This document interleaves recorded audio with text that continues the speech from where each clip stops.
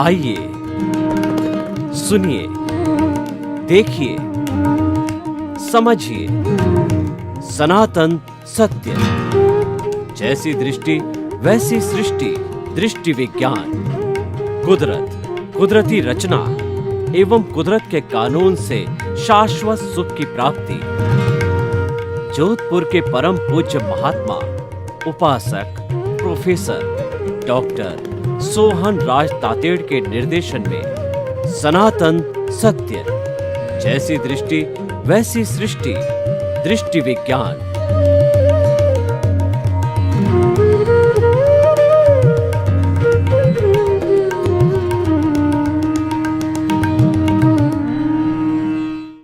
भाई और बहनों, मातृशक्ति को नमन।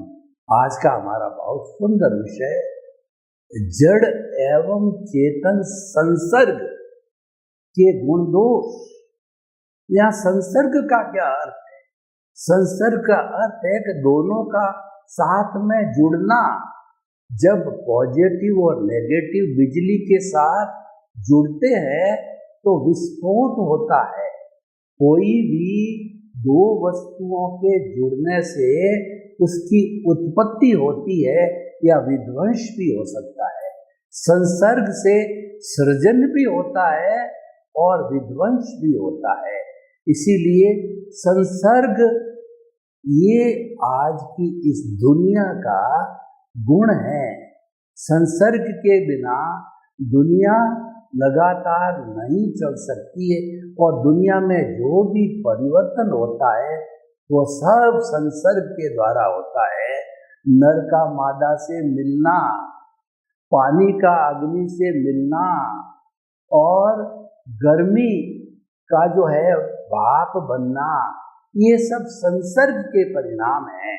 तो आज का हमारा बहुत सुंदर विषय है कि ये जो पूरा ब्रह्मांड जो बना हुआ है, जो सनातन सत्य है, जो रियलिटी है, जो सार्वभौम सत्य है, जो अल्टीमेट ट्रुथ है, वह ये कि पूरे ब्रह्मांड के अंदर केवल दो तत्व ही है, एक जड़ और एक चेतन। ये मौलिक रूप से दोनों शाश्वत है और ये दोनों अलग भी रह सकते हैं और जुड़ भी सकते हैं। जैसे कि सांख्य की भाषा में बात करें तो प्रकृति और पुरुष, पुरुष होता है वह ईश्वर का रूप होता है, बिल्कुल विशुद्ध अवस्था में होता है, और जो प्रकृति होती है वह जड़ होती है। प्रकृति में परिवर्तन होता है, पुरुष में कोई परिवर्तन नहीं होता है। पुरुष तो भूत भविष्य वर्तमान तीनों में आदि अनादि काल में सदा एक सा बना रहता है, लेकिन प्रकृति हर वक्त बदलती रहती है। मनुष्य की प्रकृति भी देखिए, कभी वह खुश होता है, कभी वो नाराज होता है, कभी वो नाचता है, कभी वो गाता है, कभी वो सोचता है, कभी वो सुखी होता है, कभी वो दुखी होता है। ये परिवर्तन होता रहता है। तो सारा परिवर्तन जड़ में होता है, उसको हम उत्पाद और व्यय कहते हैं। भगवान महावीर ने बहुत सुंदर परिभाषा दी, और जब वो भगवान बने, जब वो केवली हुए, तो पहला प्रवचन उन्होंने सनातन सत्य का दिया। वो क्या था? उत्पाद व्यय ध्रुवात्मक सत्य। कोई भी वस्तु दुनिया की, चाहे जड़ हो चाहे चेतन हो, वह दोनों शाश्वत है और उनके अंदर उत्पाद होता है और व्यय होता है। लेकिन उत्पाद और व्यय के बाद भी जो है वो द्रव्य होती है, यानी वो इटर्नल होती है, परमानेंट होती है। कैसे?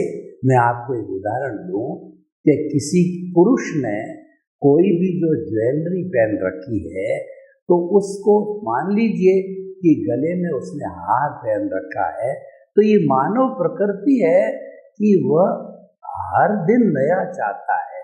तो उसने थोड़े समय के बाद चिंतन किया कि ये मैं हार को जो है पीट करके और एक बहुत अच्छी जो है वो हीरा जड़ित अंगूठी बना दूं।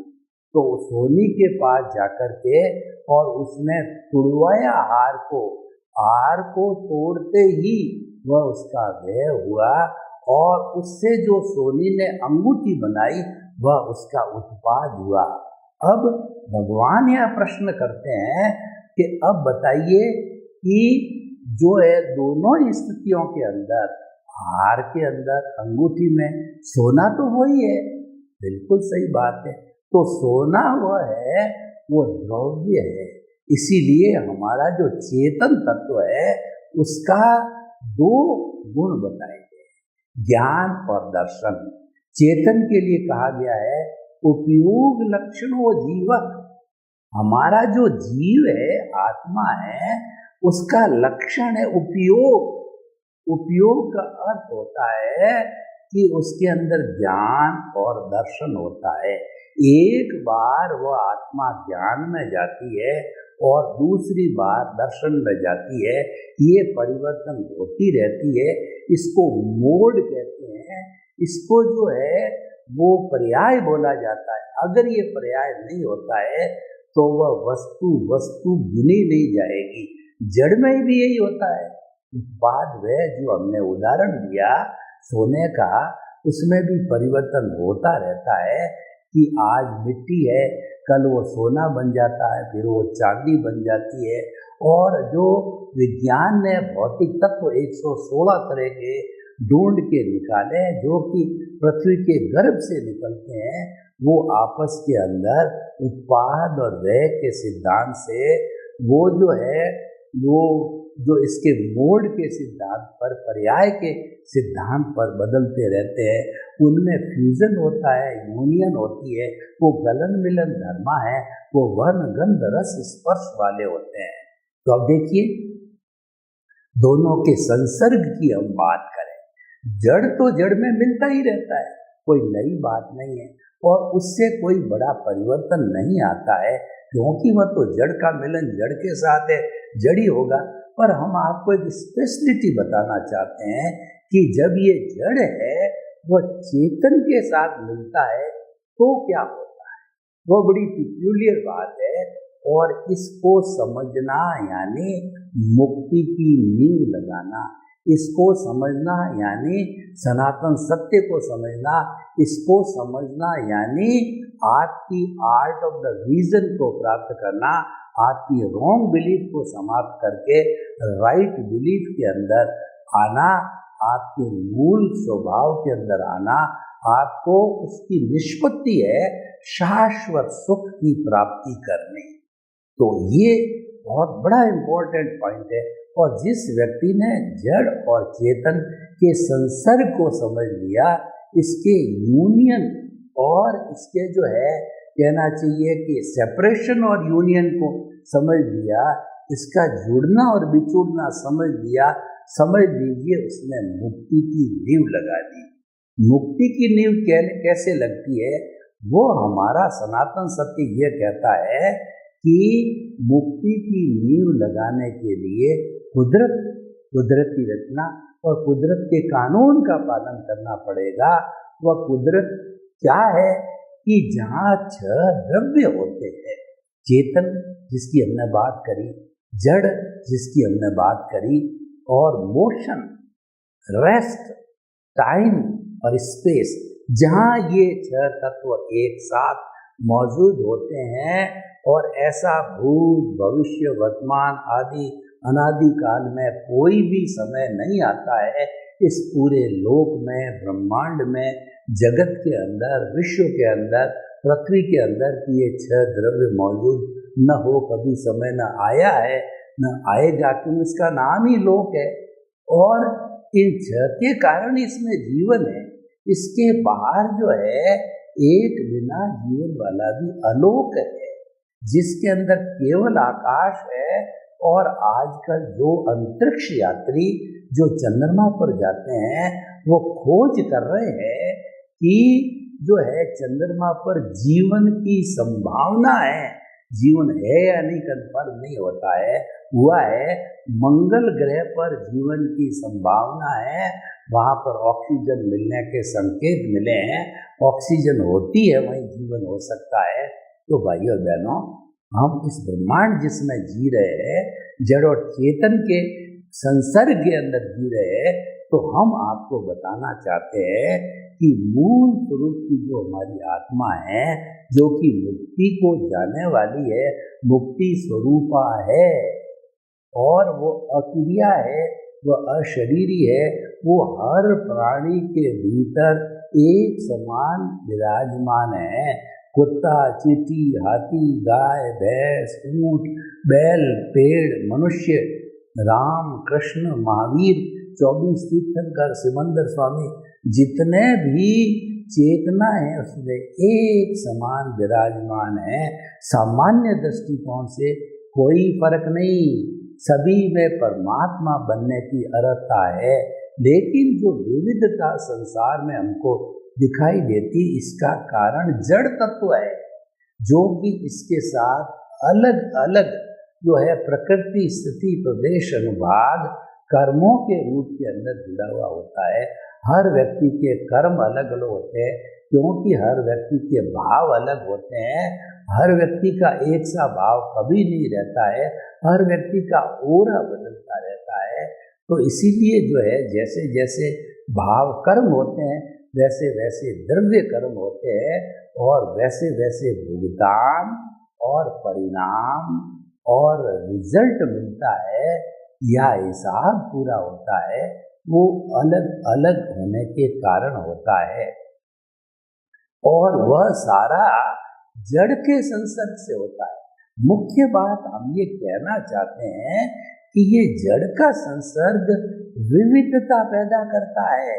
अब प्रश्न ये है कि भगवान जो है वो महावीर को उनके शिष्यों ने जब दीक्षा दी तो उनको जिज्ञासा हुई कि प्रभु आप बताइए कि आप कहते हैं कि चेतन मोक्ष में विराजने लायक होता है, और उसके साथ में कर्म शरीर, लिंग शरीर, कॉजल बॉडी, अज्ञानता जुड़ी हुई है, तो इसको क्या गरज पड़ी कि ये जड़ आकर के चेतन के साथ मिला? और कृपया बतावें कि ये कब से चेतन के साथ में जड़ जुड़ा हुआ है? तो भगवान को भी इसका उत्तर ध्यान नहीं था।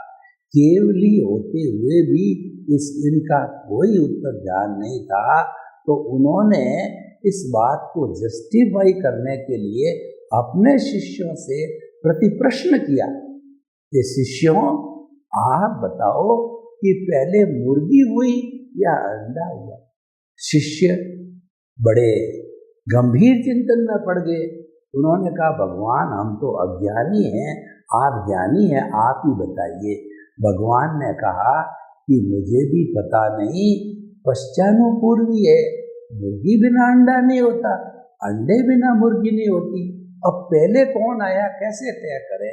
तो भगवान ने कह दिया पश्चानुपूर्वी, आज से प्रश्न नहीं करना, ये अनादि अनंत काल से आत्मा के साथ में जुड़ा हुआ है। और यही कारण है कि आत्मा जो 84 लाख जीवा योनिया उत्पत्ति स्थान है, आत्माओं की संख्या तो असंख्य अनंत है, उसमें भाव भ्रमण करती रहती है। तो देखिए हमने डायग्नोसिस की, डॉक्टर के पास जाते हैं तो डॉक्टर फैमिली हिस्ट्री पूछता है, हमारे स्वभाव के बारे में पूछता है, हमारे रहन सहन के बारे में पूछता है, हमारे आचार विचार के बारे में पूछता है, हमारी सोसाइटी के बारे में पूछता है। क्यों पूछता है? वो कारण जानना चाहता है, वो डायग्नोसिस करना चाहता है, फिर कई टेस्ट भी कराता है। तो सब चीज़ों को मद्देनजर रखते हुए वो डायग्नोसिस जब करेक्ट हो जाती है, इस बीमारी की कारण ये है, जब कारण पकड़ में आ जाता है तो निवारण तुरंत हो जाता है। क्योंकि प्रकृति का नियम है without the reason, without the cause there is no effect at all. कारण बिना कार्य नहीं होता है, एक दूसरे के पूरक है। कारण से कार्य बनता है, कार्य से कारण बनता है, और ये श्रृंखला चलती रहती है। तो देखिए कि डायग्नोसिस हुआ कि ये जो है, जो तत्व जड़ है, वह अज्ञानता के रूप में आत्मा के साथ में जुड़ गया, और ये आत्मा जो है शरीर धारण करने लग गई। यानी I plus my is equal to bonded soul. ये अज्ञानता है, ये माई है। मैं, मेरा, अहंकार, ममकार, ये अज्ञानता, ये जुड़ने से ये अशुद्ध हुई, उसका नाम हो गया बॉन्डेड सोल। अब आई जो बॉन्डेड सोल है उसमें से माइनस माई करता हूं मैं, यानी कुछ हम आर्ट ऑफ डिवीजन लागू करके, सनातन सत्य लागू करके, कुदरत कितना कुदरत का कानून लागू करके, दृष्टि विज्ञान लगा करके हम जो है इसमें करेक्शन दे देते हैं, इसको ठीक कर देते हैं, माई को हटा देते हैं। यानी कि हम अकर्ता बन जाते हैं। तो कुछ जन्मों में अकर्ता बनने से, नए कर्म न बनने से, पुराना सारा भी बर्फ की शिला की तरह वाश होकर के माई वाश हो जाता है। तो I minus my is equal to pure soul.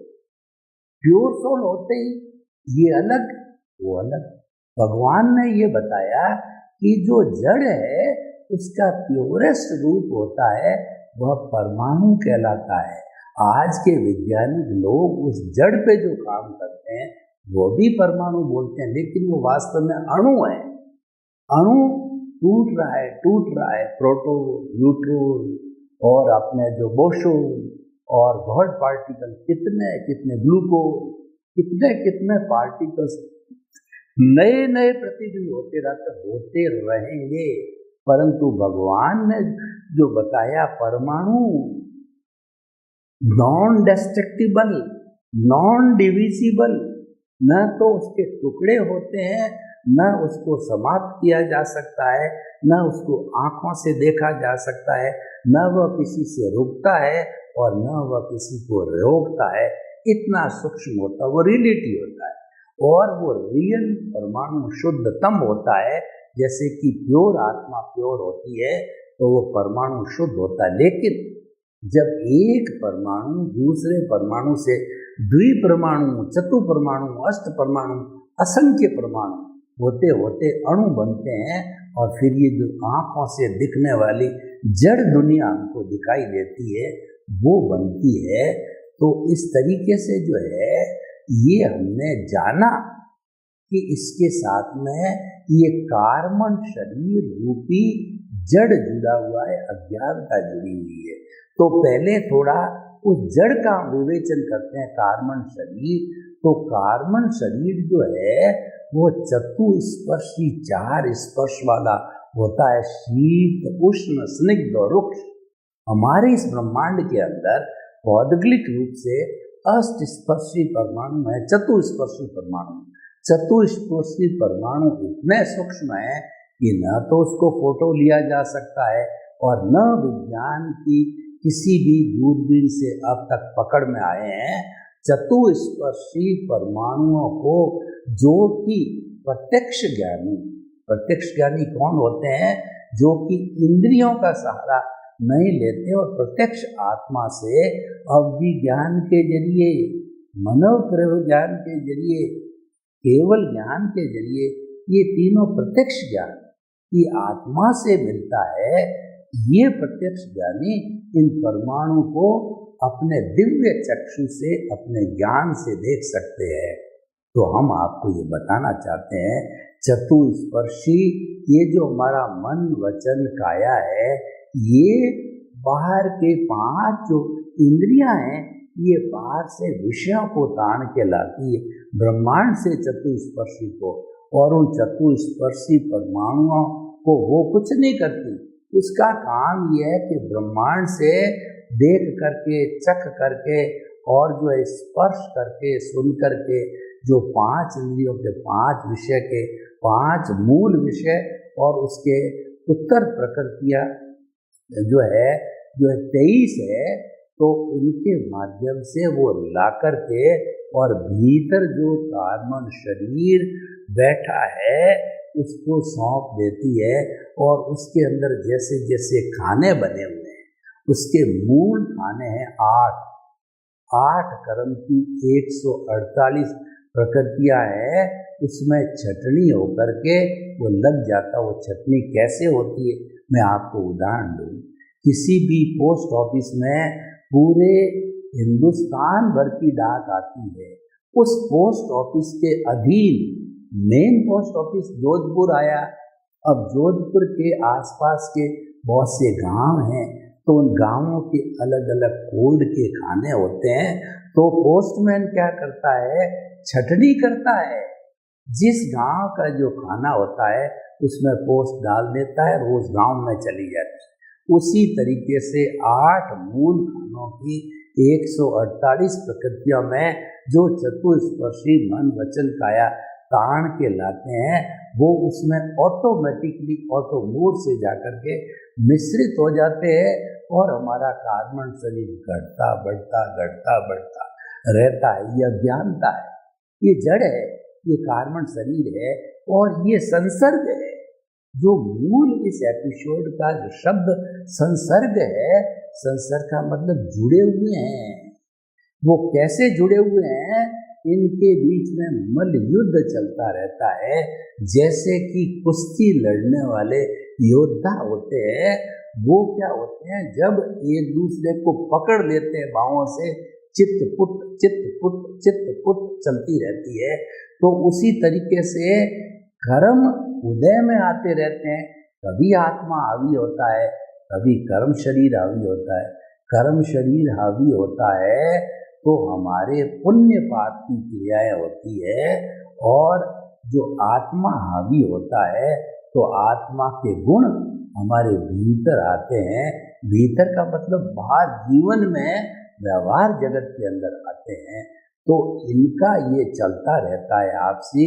उससे पूरा लंबा विषय है कि जब ये उदय के अंदर आते हैं, प्रारब्ध में आते हैं, तो पूरा जो है एक गोला टाइप बनता है जिसको अध्यवसाय कहा जाता है। ये सारी क्रियाएं भीतर होती है। उस अध्यवसाय में से जो है कलरलेस वाइब्रेशंस निकलती है और वो हमारे तेजस शरीर को टच होती है। तो तेजस शरीर दुनिया की सबसे बड़ी फैक्ट्री है, जिसको कि अवचेतन मन कहते हैं, सब कॉन्शियस माइंड कहा जाता है। तो उसमें आती है, उसमें रूपांतरण होता है, उनको कलर मिलता है। लेशियाओं को कलर मिलता है कि कृष्ण नील कापोर, ये अशुभ लेशिया होती है, अशुभ भाव होते हैं। और उसके बाद के अंदर तेजो पद्म और शुक्ल लेशियाएं होती है, ये शुभ भाव होते हैं। तो शुभ और अशुभ भावों से पुण्य पाप की परिणति होती है और वो भाव है। तो ये सारा अवचेतन मन में होता है। उनके साथ में हमारी एंडोक्राइन ग्लैंड्स जुड़ी हुई रहती है, जो डक्टलेस होती है, जिसके मुंह नहीं होता है। फिर भी जो हमारी जो है ये 6 लेशियाएं जो आई थी, वो कलर फॉर्म के अंदर जो थी वो लिक्विड बन करके और हमारे जो है इन एंडोक्राइन ग्लैंड्स में आती, जिसका कि संबंध है हमारे शरीर पर काम करने वाला चित्त है, मन है, उनके साथ होता है। उनके परामर्श से जो है वो एंडोक्राइन ग्लैंड्स का लिक्विड है, वह उदय और प्रारब्ध के रूप में ब्लड के साथ मिलता है और हमारी कर्मेंद्रियां, हमारे हाथ है, पाँव है, जो है वो सारा बुद्धि है वगैरह उस एक्शन में लग जाते हैं। बुद्धि कर्मानुसारिणी। तो जैसा हमारे ब्लड के अंदर वो भाव परिणित होके आते हैं, उसके अनुसार बुद्धि बनती है, उसके अनुसार जो है हम एक्टिविटी करने लग जाते हैं। व्यक्ति हिंसा करने लग जाता है, अशुभ भाव हो तो, और शुभ भाव हो तो चैरिटी करने लग जाता है, परोपकार करने लग जाता है, दूसरों के भले में लग जाता है और जो है इस जीवन का सार निकालता है। तो ये सब भावों का संसार है, भीतरी संसार है। तो मैं क्या कहना चाहता हूँ कि ये जड़ और चेतन के संसर्ग से होता है। न तो अकेला चेतन कर सकता है, अकेला चेतन तो अक्रिया है, वह तो कुछ भी नहीं करता। उसकी तो मात्र प्रेजेंस है, उसकी प्रेजेंस है जब मैं बोल रहा हूँ, और प्रेजेंस नहीं है तो वह जड़वत यानी मुर्दा बन जाता है। इसका वर्क इतना ही है। और ये जो शरीर है जो फंक्शन करता है, ये पिछले जन्म के कर्म के भुगतान के लिए मिला है। मात्र ये हिसाब करता है, भुगतान करता है, डेबिट क्रेडिट करता है, लेन देन करता है, सुख प्राप्त करता है, दुख प्राप्त करता है, सुख देता है, सुख देता है। किसके अधीन? कुदरत के कानून के अधीन, कुदरत की आज्ञा के अधीन सारा संचालन इसका क्रिएटर, ऑपरेटर, डेस्ट्रॉयर कुदरत हो जाती, परतंत्र हो जाता है। यानी हमारा मन वचन काया है और उससे जुड़ी हुई हर अवस्था मात्र कुदरती रचना। कुदरती रचना मतलब ये अवस्था, अवस्था मतलब टेम्परेरी, जड़, बदलने वाली, नाशवान। हमेशा याद रखे अवस्था बदलती रहती है। तो हम ये कहना चाहते हैं कि जड़ और चेतन का संसर्ग होता है, तभी ये दुनिया बनती है और तभी हमको विविधता दिखाई देती है। सर्वे भवन्तु सुखिनः, सर्वे सन्तु निरामया। लोक के सब जीवों को सुख मिले, शांति मिले, आनंद मिले, प्रेम मिले, सौहार्द मिले और सभी हम जड़ और चेतन के संसर्ग को समझें और अपने जीवन को धन्य बनावें। आपके प्रति